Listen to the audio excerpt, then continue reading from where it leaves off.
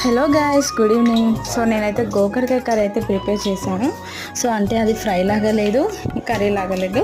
So but taste అయితే చాలా బాగుంది.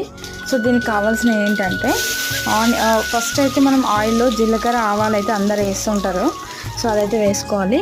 దాని తర్వాత ఒక ఆనియన్ తీసుకొని కట్ చేసుకొని ఆ పీసెస్ అందులో వేసుకోవాలి. ఆ తర్వాత కొంచెం అల్లం వెల్లుల్లి పేస్ట్ వేసుకోవాలి. సో అవి బాగా ఫ్రై అయిన తర్వాత పచ్చివాసన మొత్తం పోవాలి.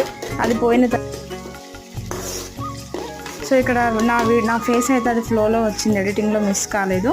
సో ఇప్పుడైతే కొంచెం పసుపు వేసుకోవాలి.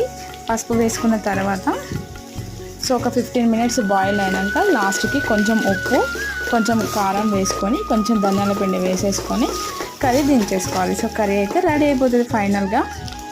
సో ఈ వీడియో నచ్చితే please like, share, subscribe. Thank you for watching. For more subscribe. Bye.